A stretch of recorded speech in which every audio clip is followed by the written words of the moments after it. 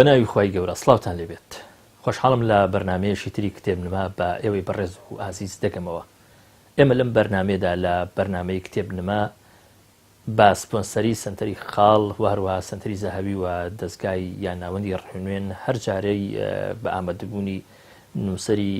یەکێ لەو کتێبانەی کە لەلایەن یەکێ لەم سنتەر و ناوەندانەوە چاپ کراوە و بڵاو کراوەتەوە قسە دەکەین لەسەر خودی کتێبەکە یان لەگەڵ ئەو وەرگێڕی کتێبەکە.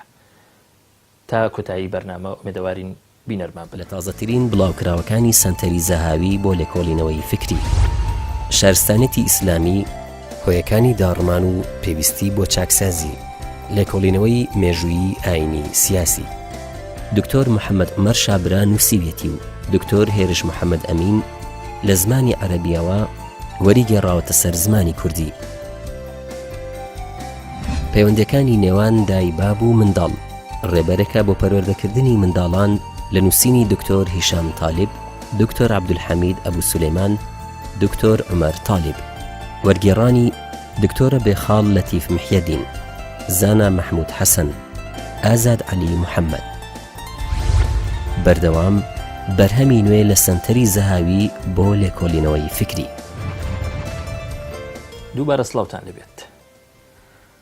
گەشەسەندنی فقی ئیسلامی کتێبی ئەمجارەیە کە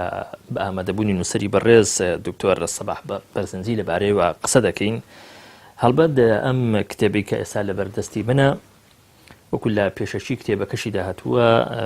لە ڕاستیدا خۆی بەشی یەکەمە لە سێ بەشی تێزی دکتۆراکەی بەڕێزیان بەڕێز دکتۆر سەباح بەرزنجی لە بواری ئوسوڵی فقه کە بە ناونیشانی بزافی فقی ئیسلامی لە گوزەری مێژوودا و هەڵبەت ئەم کتێبە بە زمانی فارسی بەڕێزیان نووسیویەتی و خات و ئەڵوەنی حوسەینی وەریژێڕاوەتە سەر زمانی کوردی. ئەمە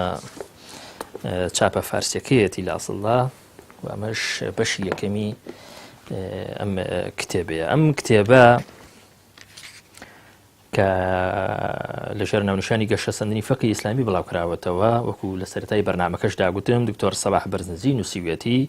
و ئەڵوەنی حوسەینی وەریژێڕاوەتە سەر زمانی کوردی هەڵبەت لە زمانی فارسیەوە لە بڵاوکراوەکانی پەیمانگای جیهانی فکری ئیسلامی و سنتەری زەهاوی بۆ لێکۆڵینەوەی فکری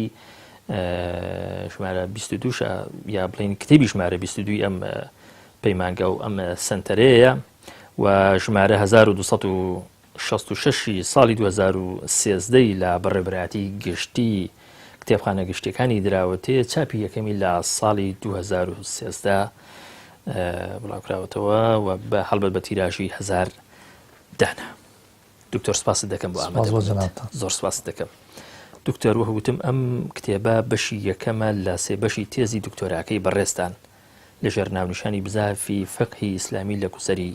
مێژوودا. ئەمەیان گەشەسەندنی فقی ئیسلامیە. پرسیاری من لە بەڕێستان لێرەدا با لەوە بێت ئەم کتێبە باس لە چی دەکات یا ئەم بەشیان باس لە چی دەکات؟ بەناوی خوای بەخشندە و میهرەبان سەرەتا زۆر سوپاس بۆ بەسەرکردنەوە و ئەم بەرنامەیە. لە ڕاستی ئەم کتێبە باسیەوە کە چۆن فقی ئیسلامی چۆن دروست بوو، تەحلیلی چەمکی فقی ئیسلامیە لە ڕوانگەیەکی منهەجیەوە کە ئایا فقه ئەتوانێت گەشە بکە یا گەشە ناتوانێت گەشە بکە. لە چەند باسێکە ئەم مەوزوعەمان سەلماندووە کە فقی ئیسلامی وەکو زانست بەو تایبەتمەندیانەی کە هەیەی لە مێژووی ئیسلامیدا گەشەیەکی بەرچاوی کردووە. ئەم گەشەیە گەشەیەکی چلۆنایەتی و گەشەیەکی چەندایەتیە. لە عناسری ئەم گەشەکردنە چین، ینی ڕەگەز و بنەماکانی ئەم گەشەکردنە چین، پێناسەیەکی فقهمان کردووە. پاشان ئیستینتاجاتی ئێمە لەم پێناسەیە چییە؟ ژمارە ئیستینتاجمان کردووە کە یەکێکیانەوەیە ئەم فقه مادام زانستەوە هەموو زانستێکیش ئەبێ گەشە بکە، چونکە هیچ زانستێک نییە زانست بێ و گەشە نەکە.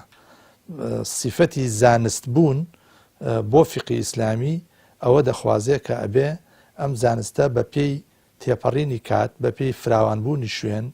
بە پێی گۆڕینی کەسایەتی و کاراکتەرەکان و کاری کەسایەتیەکانی ئەبێ گەشەی بەسەرا بێت وەکو کائینێکی زیندوو. یعنی جاری وایە ڕەنگە نەخۆشیش بکەوێت، جاری وایە ڕەنگە بەرەو لاوازی بڕوا، بەڵام فقی ئیسلامی بە مێژووەکەی ئەوە ئەسلمێنێت کە وەکو چەمک گەشەی کردووە، وەکو سەرچاوە گەشەی کردووە، وەکو بەڵگە و بنەما، وەکو بابەت، وەکو ماهیەت، تەنانەت لە پێناسەکردنیش یا گەشەکردن هەبووە لە فقه. بەڵێ ئەم بەشە باسی لە ڕاستیا باسی ڕەگەزەکانی گەشەسەندنی فقی ئیسلامیەکە وەکو منهەجێت، وەکو پەیوەندی بە زانستەکانەوە، وەکو مەزەبە فقیە جیاوازەکان، وەکو ڕوبەڕووبوونەوەی گرفت و کۆسپەکان، وەکو باسکردن لە بابەتە نوێەکان، وەکو چوونە ناو ژیانی خەڵک، هەموو ئەمانە بواری گەشە سندنی ئەم زانست. زۆر چاکە دکتۆری بەڕست، بۆچی گرنگە ئەم کتێبە بخوێنێتەوە کە ئەم جۆرە بابەتانە یان جۆرە مادەی بۆ کەسێک گرنگە کە ئەوێ لە بواری فقی ئیسلامیە شارەزا بێ، بۆ کەسێک بێوێ لە مێژووی فقی ئیسلامی شارەزا بێ، بۆ کەسێک کە لە بواری یاسایە دیراسە و لێکۆڵینەوە خوێندنەوەی هەبێ، بۆ مامۆستایەکی فقه ضرورە، بۆ مامۆستایەکی قانون ضرورە، بۆ وانەی لە فکری ئیسلامیە قسەیەکەن، بۆ ئەو کەسانەشی لە دەرەوەی ئیسلامەوە سەیری ئیسلامەکەن، وا نەزانن ئەم فقی ئیسلامیە تەنها مەجموعەیە دەقە، مەجموعەیە دەقی چەقبەستووە بەکاری ڕۆژگاری ئەمڕۆ نایە. ئەو کەسی بە ئینسافەوە سەیری ئەم کتێبە بکە، هەرچەند ئەم کتێبە لە سەردەمێکان نووسراوە جیاواز لە ئێستا، ئەگەر ڕەنگە ئێستا بینوسی بە شێوەیەکی تر بینوسی، بەڵام هێڵە گشتیەکانی ئەم کتێبە ئێستش ئەتوانێت هەمان هێڵی گشتی بێ. زۆر چاکە دکتۆری بەڕست، بەڕێزان لەم کتێبەتدا باز لە تەجدید دەکەن، باز لە نوێکردنەوەی فقه دەکەن. خۆ دەزانی ئێمە مێژوێشی زیاتر لە 1000 ساڵەمان هەیە لەوەی کە پێویستە بە فقه کە پڕە لە ئیجتیهاداتی جۆرا و جۆر و پڕیشە لە مەدارسی فقهی بە هەمان شێوە جۆرا و جۆر. یعنی دوای هەموو ئەمە هێشتا ئێمە هەر پێویستیمان بە قسەکردن لەسەر فقه و تەنانەت لەسەر تەجدیدی فقهیشێ، یعنی ئێمە بێگومان چونکە نەک فقه. من یەک قسەم عرض کردی یەکەم جار، فقه زانستە یا زانست نییە؟ زانستە. کەواتە ئەم زانستە وەکو هەر زانستێکی تر وا لە ژێر کاریگەری یاساکانی گەشە سندنە. قانون، ئایا ئەو هەموو کتێبە تا ئێستا لە قانون نووسراوە، ئەو هەموو مەداریسە هەیە، ئەو هەموو یاسا و تەشریعاتە هەیە، وای کردووە تر کۆلیجەکانی یاسا قفڵ بن لە دەرگای توێژینەوە بڵێن تر لە مۆلا توێژینەوە ناکەین؟ ئایا ڕێگای گرتووە لەوەی یاساناسەکانی ئەمڕۆ بەحسی تازە بکەن، ئیعادە نەزەر بکەن و چاو بخشێنەوە بە توراسی قانونی خۆیانە؟ نەخێر. معناوە فقیش مادام زانستە، کولیاتی فقیمان هەیە، زانکۆی زانستە فقیەکانمان هەیە،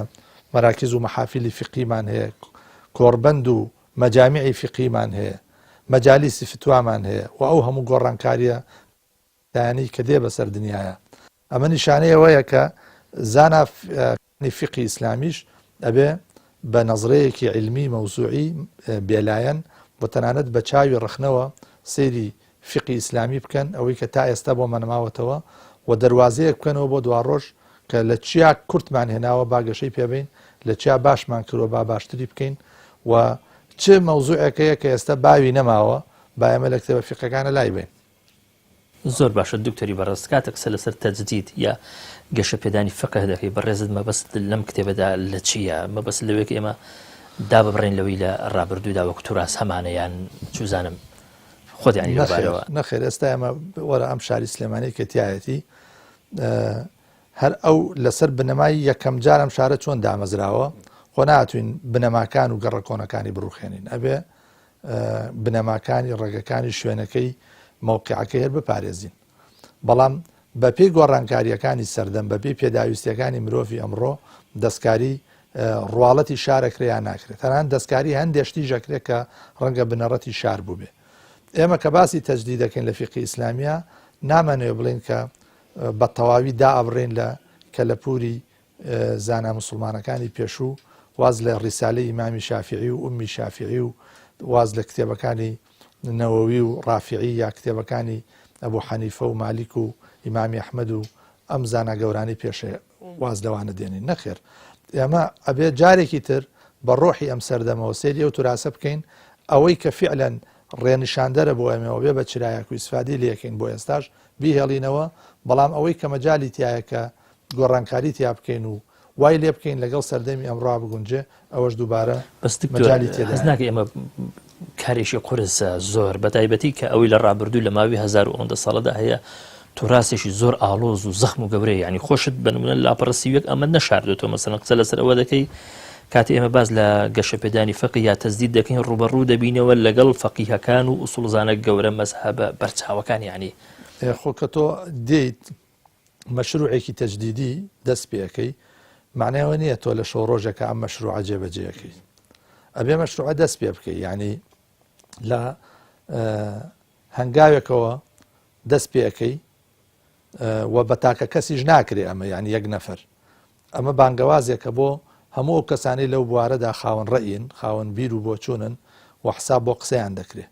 ئەمجا ئەمڕۆژ دەستی پێ نەکردەوە مەوزوعە لە سەردەمەکانی ڕێنەسانسی ئیسلامیەوە کاتی جەمالەدین ئەفغانی و شێخ محەممەد عەبدە و سەعید نورسی و سید محەممەد ڕەشید ڕەزا و ئەو کەڵە زانایانە محەممەد طاهر بن عاشور ئەو مەجموعە زانا گەورەیە لە سەرەتاکانی سەدەی 20ەوە یا کۆتاییەکانی سەدەی 19ەوە هاتوونەتە مەیدان و ویستویانە وەزعی چەقبەستووی نەتەوەی ئیسلامی بوروژێن و بیگۆڕن بەرەو بزاف و هەستانە و ڕابوون ئالەو کاتەوە دەسی پێکردەوە لەمە لاش بەردەوام دەبێت ئەمە کاری تاکە کەس نییە و کاری یەک مەجمعی فقیش نییە بەڵام هەموو پێکەوە بێ و بڕیاریان ئەو بڕیارە بدەن ئەو ئیرادەیانە هەبێ بۆ ئەوەی بتوان ئیدارەشی بکەن یعنی لە پێش ئەوە بانگەوازێکە بۆ ئەو دروستبوونی ئەو ئیرادەیە لە زات و لە ناخی زانایەکی مسلمانە فەقیهێکی مسلمانە کە ئەگەر ئیمامی شافعی بەسندەی بکردایانی اکتیفای بکردایە بە توراسی پێشینان ئەوە خۆی ڕیسالەی نەنووسایە ئەوە خۆی ئومی شافعین ئومی نەنووسایە ئەگەر ئیمامی غەزالی مقلید وایە هەر لەسەر توراسی زانا پێشوەکان هەناسەی باە ئەوە ئەو إحياء العلومی نەنووسایە ئەوە مستەصفای نەنووسایە ئەوە وەسیتی مەذهبی نەنووسایە کەواتە ئەمە معنەوە نییە کارەکە بە یەک کەس دەکرێ یاخود ئەو ئیدعایەمان هەبێ و دیعا گەورەیە کە بتوانین کۆتایی بێنین بە هەژمونی زاناکانی پێشوو نەخێر زاناکانی پێشوو هەتا هەر ئیمامی ئێمن هەر پێشەوای ئێمن بەڵام ئێمە بە پەندوەرگرتن بە ئیلهام وەرگرتن لە سیرەی ئەوان داوای تەجدید و تازەگەریەکەین بەس دکتۆر دەگوترێت لە مێژوودا یەکێک لە هۆکارانەی کە بۆتە هۆی ئەوەی کە قەرارێکی سیاسی هەبێ بە ئەوەی پرۆسەی تەجدیدی فقهی ینی لە قۆناغەکاندا تەنانەت تا ئەندازەی وەستاندنیش بوەستێنرێ بۆ ئەو بۆ کە چیدی ژیانی مسلمانان لە ڕووی کۆمەڵایەتی لە ڕووی سیاسی هەتا لە ڕووی فقیش و ئالۆز نەکرێ هەز ناکەی ئەم بابەتە هێنا ینی زیندووکردنەوەی دیسان ئالۆزیەکانی ناوژیانی مسلمانان کە لە ئەسڵا خۆی ئالۆزیانی ئالۆزتر دەکات بە تایبەتی دابەشبوونە سیاسیەکان دابەشبوونە مەزهەبیەکان دەوڵەت و دەسەڵات جۆرێ لە جێگیری و نەگۆڕی ئەخوازێ بۆ نمونە دەسەڵاتداریەت ئەڵێ بە پەرلەمان یا بە مەجالیسی تەشریعی خۆی دەڵێ یاسایەکەم بۆ دەرکەن بۆ مەوزوعە چاوەڕێی ئەوەیە ئەو یاسایە دەرچێ ئەوەندە ڕێک و پێک بێ 100 ساڵیشی پێ بکرێ کەواتە هەر بانگەوازێک بێت لە ماوەی ئەو ساڵا بۆ دەستکاریکردنی ئەو یاسایە بە جۆرە لە جۆران تاانە لە دەسەڵاتە سیاسیەکە و دەسەڵاتەکە لە بەرابەری ئاوەستێ ئەوەی کە منێ لێم ئەو جەدەلە ئەخولقێنێ ئایا فعلەن بانگەواز بۆ تەجدید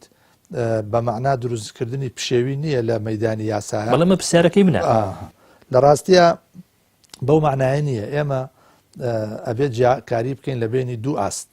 ئاستی ناو فوقەها کە ئەبێ بەردەوام لە گفتوگۆی بەردەواما بن لە گفتوگۆ و ڕەخنەگرتنا بن لە خوێندنەوەی پێشینان و پێشنیاری وەڵامی تازەدا بن ئاستێکی شێ ئاستی ناو خەڵکە کە تۆ بێ مەزهبێکی مدەوەن هەبێ یاسایەکی مدەوەن هەبێ حەدە لیمکان جێگیر بێ بۆ ئەوەی ژیانی خەڵک تووشی ئالۆزی نەبێ بەڵام هەموو گۆڕانکاریەکی فقی هەموو گۆڕانکاریەکی کۆمەڵایەتی بە شێوەیەکی تەدریجی و پەیدەرپەیە بێ بە شێوەیەکی هێمنانە و لەسەر خۆک بە کاوەخۆ دەبێ وەکو ئەوەی کە ئیبینین لە طبیعەتی زانستی فقیشا بەرچاو دەکەوێت زۆر چاکە لە لاپەڕستی و سێ قسە لەسەر ئەوە دەکەی کە فقه بەرهەمی عەقڵە و بەرهەمی عەقڵی گەورە زانایانی ناودنیای ئیسلامە لە مامەڵەکردنیان لەگەڵ دەقەکانی قورئان و لەگەڵ دەقەکانی سنەتی پێغەمبەر عەلەیهی سەڵات وەسەلام یعنی ئەم مەزالێکی عەقلیە دکتۆر یا من هەڵە تێگەیشتووە مادام فقه ئیستنباط پرۆسەیەکی عەقلیە ئیستنباط یعنی هەڵێنجان یعنی بەکارهێنانی عەقڵ بۆ تێگەیشتن لە دەقەکان واتە ڕەچاوکردنی هەموو لایەنەکانی جێبەجێکردنی ئەو دەقە چی لە هەناویایەتی و چی لە باریایەتی چی وەرئەگیرێ لە ڕاستە و خۆ لە وشەکانی ئەوەی ئەخەیتە لایەک و چیش ئەفامرێ لە دەقەکە و لە فەزای دەقەکەیە چونکە هەموو دەقێ دوو بەشە بەشێکی بینرا و بیسرا و خوێنرا و بەشێکیشی ئەو دیوی بیسرا و بینرا و خوێنرا و یعنی ئەمە منطوقی دەقەمان هەیە لەگەڵ فەزای دەقیشمانەیە کە زاناکان پێڵێن مەفهوم فەزای مەفهومی دەق ئەمە سادەکەەوە بۆ بینێر تەفسیر تۆزەکەگەر ئێستا بۆ نمونە خوای پەروەردگار کە ئەفەرمێ و فلا تقل لهما أف بە باوکو دایک مەڵێ ئۆف کەواتە مەفهوم و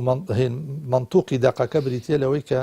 هەر جۆرە بێزاری وتنێک یاخود ئۆفکردنێ بەرابەر باوکو دایک حرامە لەو دیوی دەقەکەەوە مەفهومێکی تر هەیە ئەڵێ هەر جۆرە عەزیەتکردنێک ئەمە عەقڵ ئیستینتاجەکە عەقڵ ئەڵێ مادام تەنها بە ئۆڤوتنێک خوای پەروەردگار ناڕازی بێ لە ئینسان نۆفوتن بەرابەر باوکو دایک ئەگەر عەزیەتیان بکەی بەدەست بەکردەوە بە جنێو بە قسەی ناشرین ئەمە چۆنە کەواتە عەقڵیەت چیەکە لە وشەیەکەوە ئیستینتاجی مەجموعەیە مانای تازەکە ئەوەیە کە پێڵێن ئیستینباط ئەم پرۆسەیەکی عەقلانیە پرۆسەیەکە عەقڵ ئەنجامی دەدا زۆر چاکە هەر لە هەمان فەقەرە لە هەمان لاپەڕ شتێکتر سەرنجی ڕاششام بەڕێستان باز لەوە دەکەن کە بەهێزی یا بێهێزی هەر ئیستینتاجێکی فقهی پەیوەستە بە بەهێزی یا بێهێزی عەقڵی زانانی ئیسلام بەڕای بەڕێزن لە ئەمڕۆدا ئێمە خاوەنی ئەو عەقڵە گەورانەین لەناو زانانی موسڵمان کە بتوانن ینی پرۆسەیەشی وەها بە تایبەتی لەوەی کە پەیوەستە بە سەر لە نوێ بەرهەمێنانەوەی فقه بە تایبەتی خۆ دەزانی ئێمە لە بەردەم کۆمەڵە گۆڕانکاری تازە داین ینی ئەمە هەیە ئێمە باوەڕمان بەوە هەبێت کە لە هەموو ئان و زەمانێکە خوای پەروەردگار کەسانێک ئەڕەخسێنێ بۆ ئومەتی ئیسلام کە فەقیه بن لە دینە شارەزا بن لە شەریعەتە و بینشیان هەبێ بۆ دوا ڕۆژ و خەڵکیش گویان لێ بگرێ ئێستا ژێمە لە جیهانی ئیسلامیە بەپێی ئیستیقرایەک بەپێی بە دوواداچوونێک کە کراوە زانای گەورەمان هەیە لە زانکۆ گەورەکانی جیهانی ئیسلام لە حتا لە جامیع و جامیعات لە مزگەوتەکانە ئەندێ زانامان هەیە ئێستش لە وڵاتێکی وەکو مۆریتانیا مەجموعەیەک زانای گەورەمان هەیە کە وەکو زانا پێشوونەکان شارەزان لە ئوسولی ئیسلام لە ئایاتی ئەحکام لە ئەحادیسی ئەحکام لە ئارای مفەسیرین ئارای محەدیسین لە وڵاتی خۆشمانە هەیە لە عەرەبستانی سعودی هەیە لە پاکستان هەیە لە تورکیا هەیە لە شوێنەکە هەیە بەڵام چییە ئێمە پێویستمان بەوەیە ڕایەڵەیەکی پەیوەندی هەبێت کە ئەو ڕایاڵە پەیوەندیەش کەم و زۆر هەیە بەڵام چونکە پەیوەندی سیاسی وڵاتانی ئیسلامیۆک و پێویست نییە ئێستا سەنگەربەندی جیاواز هەیە ڕەنگە بەو شێوەی کە پێویستە تەواسول و پەیوەندیان نەبێت لە میسرا زانای چاکەیە لە ئەزهەر لە تونس هەیە لە مەغریب هەیە لە عێراق هەیە لە ئێران هەیە لە پاکستان هەیە لە هیندستان هەیە لە حتا لە یەمەن لەگەڵ ئەو وەزع پشێویە سیاسیە خراپەی کە هەیە زانای گەورە هەیە کەواتە ئێمە هەمیشە ئەبێ ئەومان لەبییر بێ کە ئومەتی ئیسلامی ئومەتێکی بەخشەرە ینی زانای گەورە ئەبەخشێ بە ئومەت وەزیفەی سەرشانی ئومەتە کە ئەو زانایانە بە تەواوی ئیستیعاب بکە و بیانگرێتە خۆی بۆ ئەوەی ئامۆژگاریەکانیان وەربگرێ و پەیڕەوی لە بیر و بۆچوونەکانیان بکە زۆر چاکە بەس دکتۆر قسەیەکی لەسەر ئەوەی کە هەر قسەکردنێک لەسەر تەجدید و سەر لە نوێ بەرهەمهێنانەوەی فقه لە ڕاستیدا بە شێوەیەکی شاراوە هەوڵێکە بۆ دابڕینی نەوەی تازە لە سەردەمی کۆن بە تایبەتی لەوەی کە پەیوەندی بە سەلەفەوە هەیە بە تایبەتی ئەو داوایە دەوتری داوایەکی زۆر شمولیە داوا لەکەم ڕازعی هەموو شتێ بکرێتەوە لەوەی پەیوەستە بە فقه من ئەوم هەست پێکرد وەکو داوا لە کتێبەکەی بەڕێزشتانی بنمونە لە لاپەڕە 34 لەم کتێبەدا مەسەلەن بەڕێزت نووسیتە بە سەرنجدان لە دوو جێباسی ڕابردوواتە چەمکی نوێبوونەوەی فقه تایبەتمەندەکانی فقه دەتوانرێت خودی نوێبوونەوە لە بابەتەکانی خوارەوەدا هەست پێ بکەین بەڕێزت مەسەلەن داواتکرد لە نۆ بواردا ینی ئەم مراجعەیە بکرێ ینی ئەمە هەر قسە نییە بکرێ ئەمە دروشمیش نییە ئەمە حەقیقەتە بۆ نمونە هەندێک بابەت ئێستا هەیە کە جاران نەبوو وەکو گرێبەستە ئەلکترۆنیەکان گرێبەستێکی ئەلکترۆنی بەبێ ئەوەی دوو کەسەکە کڕیار و فرۆشیارەکە لە یەکمە لیسابن لێرە لە ڕێگەی ئەتەرنێتەوە عقدێکە کەنایم عقدێکی شەرعیە شەرعی نییە وانێ تۆ بەتەنها کلیکێک ئەمە نەبووە کلیکێکەکەی ئەڵێ قبولمە ئایا ئەمە ئەبێ بە عقدیان نابێ ئایا لە ڕێگەی پەیوەندیە ئەلکترۆنیەکانەوە ئەکرێت عقودی زەواج و تەنانەت تەلاقیش ئەنجام بدرێ ئەوەش بابەتێکی تازەیە ئایا پارەی ئەلکترۆنی پارەیە یا پارە خێسا خەریکە دەبێت بە چێشە وانێ ئایا مەسلەی ڕیبا ئایا ڕیبا هەیە لە بینی دەوڵەت و خەڵکە کە دەوڵەت وکو باوکی خەڵک وایە یا لە بینی ئایا دوو دەوڵەت جیهاتی ئایچی لە بینی دوو دەوڵەتە لە دەبینی ئەم مەسالانە مەسائلی تازەن مەسلەی بیمەکردن ئایا بیمەکردن کە مجموعەیە خەڵک دێن ماڭانە بەشێ لە پارەی خۆیان بەشێکی کەم لە پارەکەیان ئەدەن بە کۆمپانیایەکی بیمە دوایە گەریکیان زەرێکی لێ کەوت زەرەکەی بۆ بژێرێ ئایامە شەرعیە شەرعی نییە ئەمە کاتی خۆشی باس کراوە بەڵام لە سەرەتای سەدەی 20 مۆزوعەکە هاتۆتە ئاراوە بەعزێک گوتویانەمە چێتە بابی هاوکاریکردن لە بابی تەقوایە چونکە موسڵمانان ئەبێ پشتی یەکتری بگرن ناچێتە بابی خواردنی پارەی یەکتری بە ناحەق خلاصە مەوزوعی وەکو بابەتی تازە هەیە وەکو منهەجیەت ئایا ئێمە هەر شوێن ئەو منهەجێتە قەدیمە بکەوین کە زاناکانی پێشوو هاتن و تۆ لە فقه تەنها واجباتت بوێ ئێستا نەزەرێکی تازەیەڵێت تۆ لە فقه بێ مافت بوێ بزانی مافی تۆ چییە بە دوای مافا بگەڕی ئایا زمانی فقه زمانی واجبات بێ یا زمانی ماف بێت ئەوەش بۆ خۆی جەدەلێکی دروست کردووە پەیوەندی بە زانستەکانەوە ئایا فەقیه هەر ئەو زانستە تەقلیدیانە بزانێت ئەبێ بە فەقیه یا پێویستە ئاگاداری زانستە کۆمەڵایەتیەکان بێ زانستە مرۆیەکان بێ ئاگاداری علومی سیاسی بێ زروفێکی مۆزوعی هەیە دەخوازێ نوێ فقه بەرهەمهێنانی نوێیان داوای تەجدیدکەین زۆر چاکە دوکتۆر ئەگەر ئەم پرۆسەیە دەست پێ بکە پرۆسی تەجدیدی فقه یعنی چی پێشکەش بە موسڵمانان بە جیهانی ئێستا ئیسلامی دەکات ئەم بابەتە زۆر پێویست مەسەل یەکەمین شتێکە بۆ عالەمی ئیسلامی ضرورە لە تاکێکەوە بۆ خێزانێک بۆ گروپێک بۆ تەنانەت گەلێک ئەوەیە شناسی خۆی بپارێزێ ئینتیمای خۆی بپارێزێ خودی خۆی بپارێزێ ئەمە کاتێکە بێت کە تۆ عەقیدە و بیر و بڕواکەت لەگەڵ تابێ لە هەموو شوێنێکە یعنی تۆ نەبی بە ئینسانێکی بێماهیەت و بێشناس یعنی ڕێگە ئەگرێ لەوەی کە دین تەنها دینی ناو مزگەوت بێ ڕێگە لەوە ئەگرێ کە ئینسانێکی دووکەرت بێ لە مزگەوت تابێ ئاگای لە خوا بێ بەڵام کە چووە دەرەوە چووە بازار چووە ناو موسسات چووە ناو ڕێکخراوەکان چووە دەرەوەی جیهانی ئیسلام و کاتە خوا لە بیرکە ئەو ینی لەگەڵبوونی دین و عەقیدە لە هەموو ئاست و لە هەموو بازنەکان و لە هەموو شوێنەکاندا ئەمە نەتیجەیەکە کە ئەبێ هەمومان هەوڵی بۆ بدەین زۆر چاکە کاتمان لەما زۆر سپاسانەکەین زۆر بەڕێز دکتۆر سەباح بەرزنجی نووسری ئەم کتێبە گەشە سەرنی فقهی ئیسلامی بەڕێزانکە وەکو گوتم لەلایەن یا لە بڵاوکراوەکانی پەیمانگەی جیهانی فکری ئیسلامی و سنتەری زەهاویە بۆ لێکۆڵینەوەی فکری لەگەڵ بەڕێزیان کەمێک تاوتوی ئەم کتێبەمان کرد ئەم کتێبە لە کتێبخانەکان دەست دەکەوێت زۆر چاکە بەشداری پێشنگای نەودەوڵەتیشی کرد دەکات بەشداریمان کردو بەز ڕەنگە ئەم کتێبە ئێستا نوسخەی نەما بێ یان نوسخەی کەم بێ هەوڵ دەدەین چاپی بکەینەوە ئینشاءڵڵا دووبارە سوپاسانەکە تا لە بەرنامەیەش تر پێتان دەکەمەوە هەموو لاک بەخوای گەورە دەسپێرم خواتان لەگەڵ